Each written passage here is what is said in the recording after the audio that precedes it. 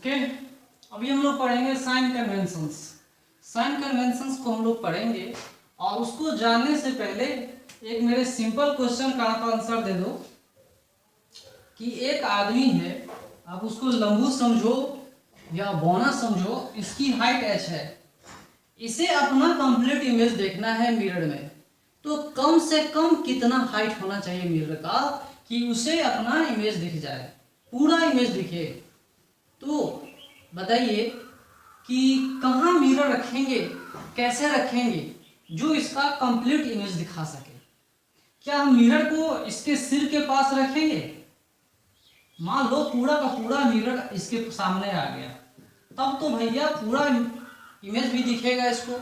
जितना बड़ा मिरर होगा उतना ही ब्राइटनेस होगी, क्योंकि ज़्यादा से ज़्यादा लाइट उसमें पहुंचेंगे। ज़्यादा से ज़्यादा लाइट पहुंचने से इमेज और ब्राइट हो जाएगा, चमकीला हो जाता है ना, अच्छा से दिखेगा, कोई दिक्कत नहीं है। सवाल ये है कि अगर कम से कम लेंथ की बात करूँ मैं, इतने ही हाइट का मिरर हमने दे दिया तब तो आसानी से देख लेगा, लेकिन मैंने कम से कम हाइट ऑफ मिरर बताया था, पूछा है कि आदमी अपना इमेज देख सके, वो वैल्यू कितनी होगी। तो उसके लिए हमें बताओ कि मिरर की लोकेशन क्या होगी। क्या मिरर को हम सबसे ऊपर रखेंगे? तो मान लो इतने हाइट की मिरर है, इतना ही मिनिमम हाइट है, तो ऊपर रखेंगे, क्या है कंप्लीट इमेज देख पाएगा? बताइए। आंख तो इसका यहाँ पर है, इसका आंख कहाँ पर है? यहाँ पर है। अगर इसकी आंख यहाँ पर है तो बताओ क्या इसे कंप्लीट इमेज दिख पाएगा? नहीं, तो भी इसे कंप्लीट इमेज नहीं दिख पाएगा। तो कहाँ रखें? ऊपर रखने से हो सकता है इसके पैर का इमेज नहीं आए, हो सकता है, मे बी, बोलो, हो सकता है इसका इमेज इसके आंख तक ना पहुंचे, तो नीचे में रखेंगे तो भी प्रॉब्लम है ना। तो इस मिरर को हम लोग मिनिमम हाइट की बात करते हैं तो ये कहीं पर बीच में ही रख देते हैं, बीच में ही कहीं ना कहीं रख देते हैं, कोई दिक्कत नहीं। अब क्या होगा कि इसके आंख के पास इसका इमेज बनेगा। ओके, जैसा भी हो, मान लो ऊपर ही होता या नीचे ही होता, बस उसके आंख के पास इमेज पहुंचनी चाहिए। ओके, नीचे नहीं होना चाहिए, ऊपर थोड़ा सा होगा चलेगा, बहुत ज्यादा नीचे नहीं, इससे सटा हुआ नहीं होना। जैसे मैंने ऐसे कह दिया तो क्या ये ऐसा होगा? ऐसा तो दिक्कत हो जाएगा, क्योंकि यहाँ से लाइट अगर आएगी तो यहाँ जाएगा तो कंप्लीट इमेज नहीं दिख पाएगा। फिर इसके साथ ऐसा प्रॉब्लम होगा तो दिक्कत नहीं, ना नीचे रख सकते हैं ना ऊपर रख सकते हैं। तो पोजीशन कैसा होना चाहिए भाई? सब सजा पोजीशन क्या है? ऊपर में भी ठीक है, चल जाएगा, लेकिन बीच में रखेंगे ना तो आराम से, कहीं ना कहीं बीच में रखेंगे मिरर को तो आराम से इस आदमी का या इस ऑब्जेक्ट का हाइट हम पता कर सकते हैं। ठीक है, मान लो इतने हाइट का ऑब्जेक्ट हो या कुछ भी हो तो इसका हम इमेज फाइंड कर सकते हैं। कैसे? सबसे पहले उसे अपना सर दिखना चाहिए। सर देखने के लिए उसका आंख के पास इमेज होना चाहिए। मैंने एग्जैक्ट नहीं यहाँ पे डायरेक्ट कर पाया है ना। तो मान लो कि आदमी का सिर कुछ ज़्यादा लंबा था, है ना, इसका सिर जो था कुछ इस टाइप से था, है ना, और आंख इसकी यहाँ पर है। ओके, या और लंबा कर देते हैं इसको, और बड़ा कर देते हैं तो कहानी अच्छे से समझ में आ जाएगी, है ना। रिफ्लेक्ट होकर के यहाँ पे पहुँच रहा है, तो यहाँ पे इसका आंख को ऐसा आप समझ लो, एज्यूम करो, उसे आंख पहुँचना चाहिए। इसका जो सबसे सिर का ऊपरी भाग है इसके आंख में पहुँचना चाहिए। ये नॉर्मल लाइन है, तो angle of incidence is equal to angle of reflection. ठीक है जी, चलिए, इसके आंख में ये बात पहुंचनी चाहिए, इसको दिखना चाहिए, प्लस इस वाले पार्ट का इसका जो पैर है, ये भी इसके पैर का भी इमेज इसके आंख में बन के जाना चाहिए। ओके, ये भी बन के जाना चाहिए। तो angle of incidence is equal to angle of reflection, इस केस में भी हम लोग देखेंगे। ओके, तो मान लो कि जिस पार्ट को हमने यहाँ ड्रॉ नहीं किया है, मान लो इस पार्ट को हमने यहाँ से यहाँ ड्रॉ नहीं किया है, ये पार्ट और ये पार्ट जो हमने ड्रॉ नहीं किया है वो, और ये पार्ट कितना होगा वो हमें फाइंड करनी है। ठीक है, तो angle of incidence is equal to angle of reflection. बहुत सारे तरीकों से आप समझ सकते हैं, बना भी सकते हैं, ठीक है जी। तो angle of incidence is equal to angle of reflection, जो ये हाइट होगी आदमी का और बचा हुआ पार्ट ये है, ओके, बचा हुआ पार्ट ये है, तो ये दोनों हाइट क्या होंगे, सेम। अगर मान लो ये हाइट y हो गया तो एंगल ऑफ ये भी क्या होगा, y ही होगा, ओके। अगर ये x है, अगर ये x है तो ये भी क्या होगा, x ही होगा। तो टोटल हाइट है कितना, आदमी का टोटल हाइट है कितना, तो that is equal to 2x plus 2y, okay, 2x plus 2y। और मिरर जो आ रहा है आपका वो कितना आ रहा है, x प्लस y।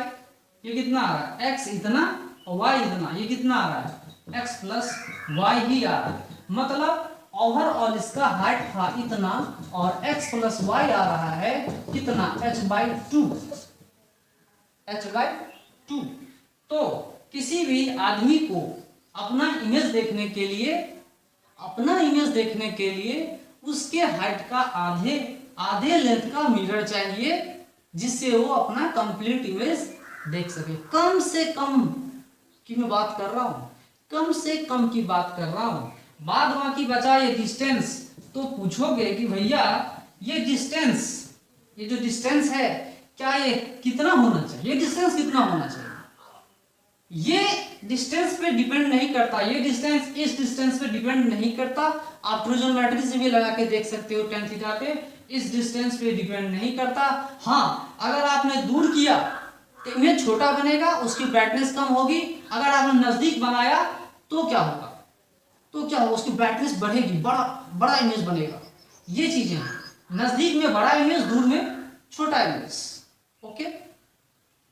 चलिए, एक क्वेश्चन मैंने आपको इजी वे में बता दिया, ये आप पहले से भी जानते होंगे। मेरा एक और क्वेश्चन है आप लोगों से, इसको सॉल्व करना।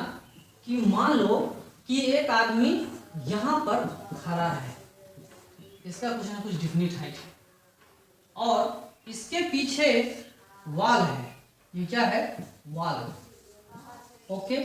और वॉल की हाइट है h, ठीक है। तो वॉल की कंप्लीट इमेज देखने के लिए मिरर की हाइट कितनी होनी चाहिए, वॉल की कंप्लीट इमेज देखने के लिए मिरर की कितनी हाइट होनी चाहिए, ये आपसे मैं क्वेश्चन पूछ रहा हूं। तो आपको बताना है कि कितना मिरर का मिनिमम लेंथ होगा, वो आपको बताना है। मैं आपको HW दे रहा हूं, इसका आंसर ही बता रहा हूं, that is equal to h/3। वो जो है वो कितना है, h/3 आएगा, ओके। ये मिरर का लेंथ कितना आएगा, h/3। आप लोग इसको खुद से सॉल्व करके देखोगे, आदमी को दिखना चाहिए पीछे वाला बार वॉल उसके मिरर में दिखना चाहिए। तो कम से कम कितना लेंथ होना चाहिए मिरर का कि आदमी अपना इमेज कंप्लीट इमेज, सॉरी, पीछे वाले वॉल को कंप्लीटली देख सके, ओके, कंप्लीटली देख सके, है ना। चलिए आगे चलते हैं हम लोग साइन कन्वेंशंस में। लाइट के बारे में पढ़ते हैं। All the distances are measured from the pole और वर्टेक्स। जितने सारे डिस्टेंसेस हैं, चाहे वो प्लेन मिरर हो, चाहे वो कॉनकेव मिरर हो, चाहे वो कॉन्वेक्स मिरर हो, जितने सारे मिरर्स हैं उसमें डिस्टेंसेस जो मेजर होते हैं वो कहाँ से होते हैं, पोल से मेजर होते हैं। All the distances are measured from pole. अगर मैं लाइट के डायरेक्शन एज्यूम, नॉर्मली हम लोग क्या एज्यूम करते हैं, light is travelling from left to right, light is travelling from left to right. तो पोल से डिस्टेंस अगर इधर मेजरमेंट होगा, लाइट की तरफ होगा तो पॉजिटिव मान लेते हैं, एक्स डायरेक्शन की तरफ अगर मान लेते हैं तो, और लाइट के अगेंस्ट में जब जाते हैं तो डिस्टेंसेस को हम नेगेटिव मान लेते हैं, ओके। वर्टिकल में ऊपर, वर्टिकल जो ऊपर होती है उसको हम हाइट पॉजिटिव मान लेते हैं और वर्टिकल नीचे को हम नेगेटिव मान लेते हैं। नॉर्मली जो होता है वो एक्स वाई एक्सिस को भी आप लोग अच्छी तरह से जानते होंगे, है ना। Positive X axis, negative X axis, positive Y axis, negative Y axis, ये पॉजिटिव, ये नेगेटिव, ये पॉजिटिव, ये नेगेटिव। इसी साइन कन्वेंशन पे भी बना हुआ है। अगर कोई ऑब्जेक्ट खड़ा है तो उसकी हाइट पॉजिटिव मान लेंगे, अगर उसका इमेज नीचे गिरा हुआ इन्वर्टेड है तो उसको नेगेटिव मान लेंगे, है ना। All distances are measured from pole. Light के डायरेक्शन में जाएंगे, अपोजिट ऑफ लाइट जाएंगे तो नेगेटिव, और लाइट के डायरेक्शन में जाएंगे तो पॉजिटिव, ओके, यही साइन कन्वेंशन है, इसको हमको समझना है, जानना है। इसके बाद हम लोग कॉन्वेक्स मिरर के बारे में पढ़ेंगे, फिर कॉनकेव मिरर के बारे में पढ़ेंगे। ओके,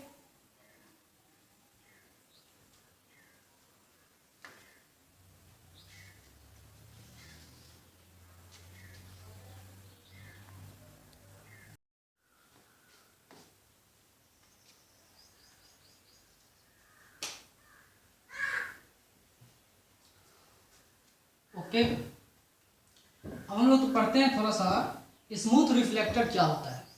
स्मूथ रिफ्लेक्शन क्या होता है, स्मूथ रिफ्लेक्टर क्या होता है। जो मिरर हाईली पॉलिश्ड हो, काफ़ी चमकीला हो, अच्छा इमेज दे, उसको हम स्मूथ रिफ्लेक्टर बोलते हैं। और उसमें जो रिफ्लेक्शन आता है उसको हम क्या कहते हैं, स्मूथ रिफ्लेक्शन कहते हैं। सरफेस स्मूथ होना चाहिए। स्मूथ कब होगा, जब नया रहेगा तब। पुराना होता है तो स्मूथ नहीं रहता है ना। जैसे नया चम्मच आता है तो काफ़ी अच्छा इमेज में देखते हैं, नया बर्तन रहता है उसमें काफ़ी अच्छा इमेज देख पाते हैं, है ना। लेकिन जैसे जैसे वो पुराना होते जाता है उसमें हमारा इमेज धुंधला पड़ते जाता है ना। तो इस तरह के प्लेन मिरर में जहाँ पे स्मूथ रिफ्लेक्टर हो, ग्लेयर हो सकता है, ज़्यादा चमक हो सकती है। ग्लेयर मतलब यहाँ पे ज़्यादा चमकीला हो सकता है, ज़्यादा चमक सकता है। ओके, लेकिन जो डिफ्यूज रिफ्लेक्टर है, जहाँ पे सरफेस स्मूथ नहीं है, रफ है, ये एक दूसरे से इंटरमिंगल करते हैं, एक दूसरे से मिक्स करते हैं, एक दूसरे को रिफ्लेक्टेड रे इंटरमिक्स करते हैं, एक जगह पे रिफ्लेक्शन नहीं देते हैं, तो जिसकी वजह से प्रोड्यूस होता है डिफ्यूज्ड रिफ्लेक्शन। रेगुलर रिफ्लेक्शन नहीं है, ये डिफ्यूज्ड है, एक दूसरे को डिस्टर्ब करते हैं। कहीं पे इंटेंसिटी ज्यादा, कहीं पे कम, कहीं पे ज्यादा, कहीं पे कम, कहीं पे ज्यादा, कहीं पे कम, एक जगह कंसंट्रेट नहीं रहते, रेगुलर नहीं रहता इनका। ऐसे ऐसे रिफ्लेक्शन को हम बोलते हैं डिफ्यूज्ड रिफ्लेक्शन। क्या बोलते हैं, डिफ्यूज्ड रिफ्लेक्शन। ऐसे ऐसे रिफ्लेक्शन को हम पढ़ते हैं डिफ्यूज्ड रिफ्लेक्शन। चलिए आगे चलते हैं कॉन्वेक्स मिरर के बारे में। कॉन्वेक्स मिरर हम क्यों यूज करते हैं, तो कॉन्वेक्स मिरर का कहाँ यूज होता है। कॉन्वेक्स मिरर के बारे में आप देख लीजिए, मिरर का इंटरनल पार्ट, ये जो केव वाला पार्ट है ना, इंटरनल पार्ट, वो क्या होता है, हाईली पॉलिश्ड होता है, और आउटर पार्ट में रिफ्लेक्शन होता है। इतना चीज आप जानते ही। और इसके नेचर के बारे में आप जानते होंगे कि कॉन्वेक्स मिरर कन्वर्जिंग नेचर का होता है। क्या होता है, सॉरी, डाइवर्जिंग नेचर का होता है ना। कॉन्वेक्स मिरर डाइवर्जिंग नेचर का होता है। डाइवर्जिंग नेचर, ये कैसा नेचर है इसका, डाइवर्जिंग, ये लाइट को डाइवर्ज करता है, इट डाइवर्जेस लाइट। तो चलिए, डाइवर्ज करता है, चलिए सही है। यहां पर देखिए फील्ड ऑफ व्यू को थोड़ा पढ़ते हैं। अभी हम लोग थोड़ा सा फील्ड ऑफ व्यू को पढ़ते हैं। फील्ड ऑफ व्यू, है ना, फील्ड ऑफ व्यू। क्यों हम बहुत सारे व्हीकल के रियर, है ना, रियर व्यू मिरर्स, इसको हम यूज कहां पे करते हैं, इसका यूज कहां पर है, रियर व्यू मिरर्स, है ना, rear view mirrors in vehicles.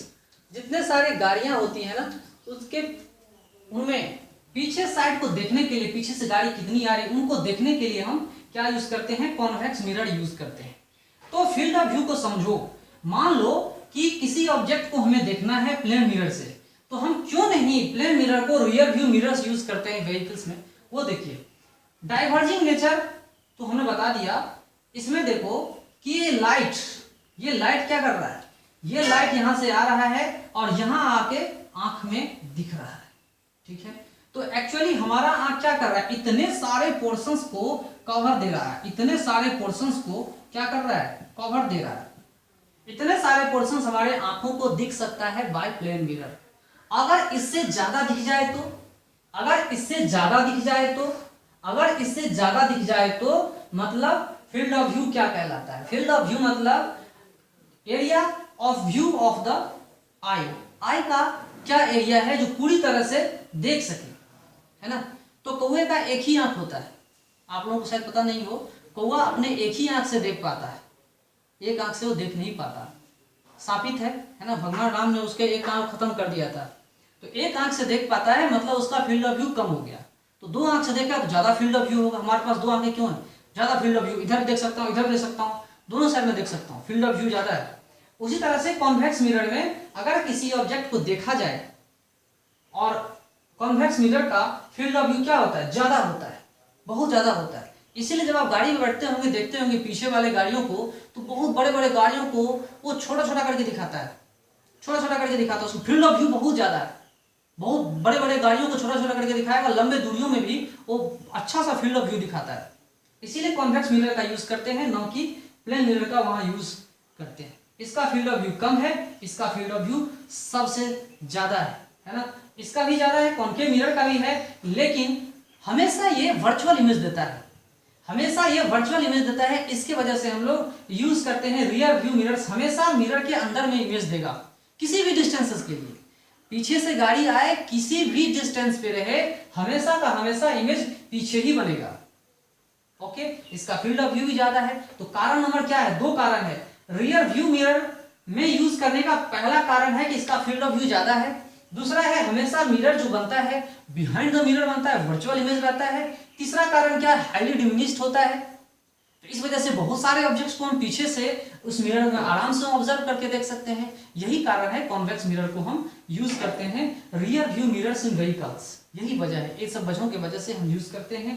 तो चलिए हमें कॉन्वेक्स मिरर के बारे में पढ़ना है, जिसके आउटर सरफेस में रिफ्लेक्शन हो रहा है, इनर सरफेस पॉलिश्ड है। ओके, प्लेन मिरर का यूज हम नहीं करते, रियर व्यू मिरर्स में हम प्लेन मिरर का यूज नहीं करते हैं, ना ही कनकेव मिरर का यूज करते हैं, क्योंकि कनकेव मिरर में कभी रियल इमेज आ जाएगा, कभी वर्चुअल इमेज आ जाएगा, उसका भरोसा नहीं है। इसके वजह से हम लोग कॉन्वेक्स मिरर को पढ़ते हैं। काफी इजी है पढ़ना, उसको कॉन्वेक्स मिरर को पढ़ना काफी इजी है। और सबसे पहले हम बताएंगे आपको कि ऑब्जेक्ट जब इन्फिनिटी पे हो तो कहाँ पे क्या होगा, और उससे कम ज्यादा होगा तो क्या सिचुएशन होगी। काफी इजी है पढ़ना, इसको काफी इजी है पढ़ना। ओके, इसके बाद हम लोग कॉन्केव मिरर को पढ़ेंगे। इसका यूज मैंने बता दिया आपको, रियर व्यू मिरर्स में हम यूज करते हैं। ओके, और कभी कभी सजने संवरने में अगर आईना में आप देखोगे भी तो रियर व्यू बहुत नजदीक जब जाओगे तो ही अपना बड़ा फोटो दिखेगा, नजदीक जाने पे ही अपना बहुत बड़ा फोटो दिखेगा। ओके, दूर जाने पे छोटा दिखता है ना। ओके, तो इसको हम लोग एक तरह से अपना चेहरा भी देखते हैं और ऑब्जेक्ट जो आ रहा होता है दूर के ऑब्जेक्ट को भी आराम से देख पाते हैं।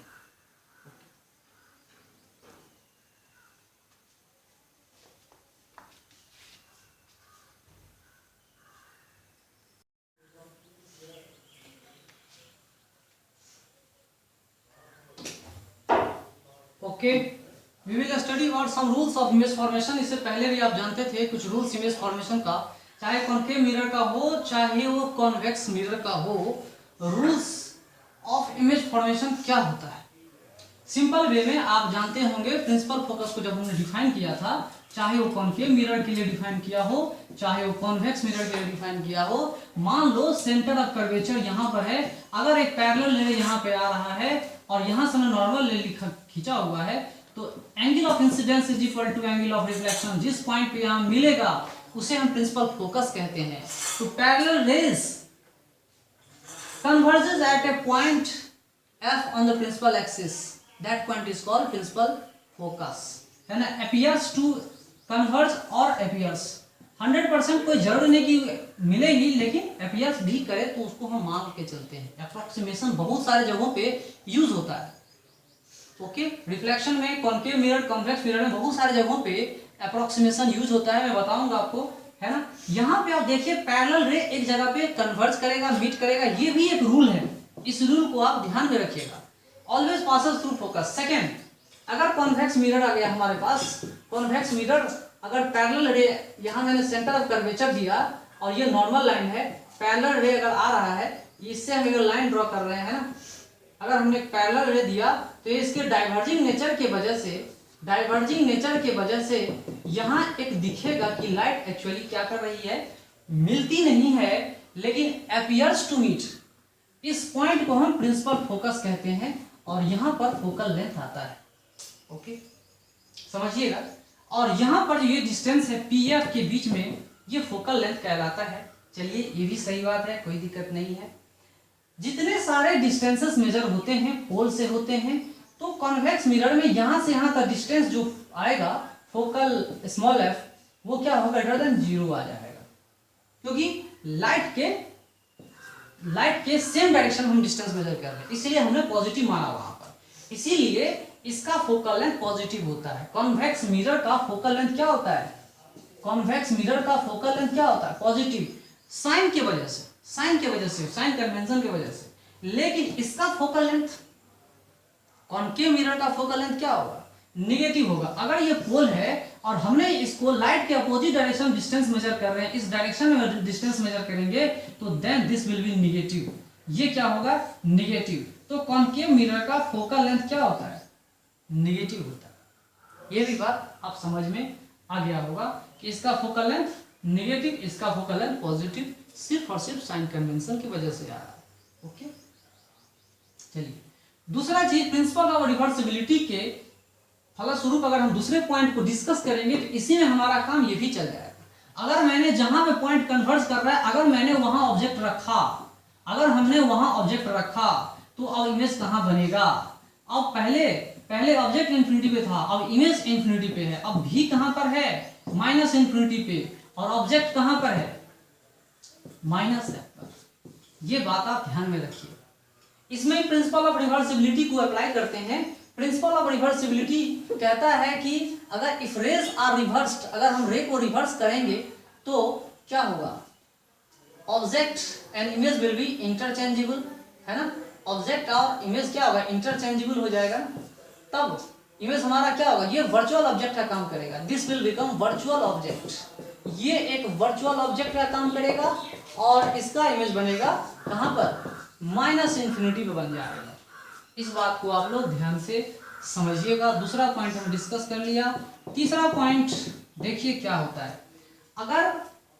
अगर कोई भी रे प्रिंसिपल सेंटर ऑफ कर्वेचर से पास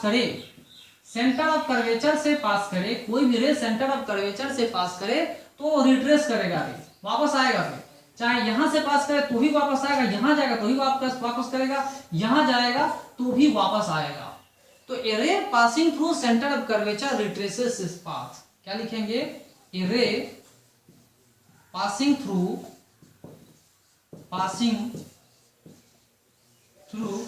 सी of mirror, centre of curvature of mirror retraces its path. क्या करता है भाई? Retraces its path. अपने रास्ते को क्या करता है? रिट्रेस करता है, फिर से वापस जाएगा। ओके, ये बात समझ में आ गई होगी कि पाथ रिट्रेस करेगा हर एक सिचुएशन में। सिर्फ सेंटर ऑफ कर्वेचर से पास करे। अगर मैंने इसी लाइन के लॉन्ग लाइट को पास कराया तो वो रिट्रेस करता है, उसी रास्ते वापस आ जाता। ठीक है, तो एक नॉर्मल है। तो मैंने कहा था इंसिडेंट रहेगा, नॉर्मल के लॉन्ग डाल दिया जाए तो वापस तो रिट्रेस करेगा ही, है ना? ये भी एक रूल है। चौथा ये भी आप समझ सकते हैं, सिमेट्री की बात करें, बहुत सारे रूल्स बताऊंगा। सिमेट्री की बात करें तो पोल्स के ऊपर नीचे अगर हमने पोल इसको बना रखा है, तो अगर लाइट यहाँ पे गिर रहा है तो जो लाइट बन रहा है ना, इस तरह का जो डायग्राम बनेगा वो सिमेट्रिक डायग्राम कहलाएगा। ये डायग्राम कैसा कहलाएगा भाई? ये सिमेट्रिक डायग्राम कहलाएगा। चाहे वो कॉन्वेक्स मिरर का ले लो, चाहे कॉन्केव मिरर का ले लो। अगर ये पोल P है, अगर लाइट यहाँ गिर रहा है ना, अगर लाइट यहाँ गिर रहा है तो क्या होगा? लाइट यहाँ गिर रहा है तो क्या होगा? लाइट यहाँ गिरेगा, ये यहाँ से रिफ्लेक्शन यहाँ हो तो चलते चले जाता है, तो क्या कहलाएंगे? ये सिमेट्रिक कहलाएगा। ये भी सिमेट्रिक डायग्राम बन जाता है। ऊपर नीचे सिमेट्रिक है ना, ऊपर नीचे सिमेट्रिक, हर चीज सिमेट्रिक है। सिमेट्रिक मतलब same to same, superimpose करेंगे तो क्या होगा? वो एक दूसरे के ऊपर पूरी तरह से फिट बैठ जाएंगे। ओके।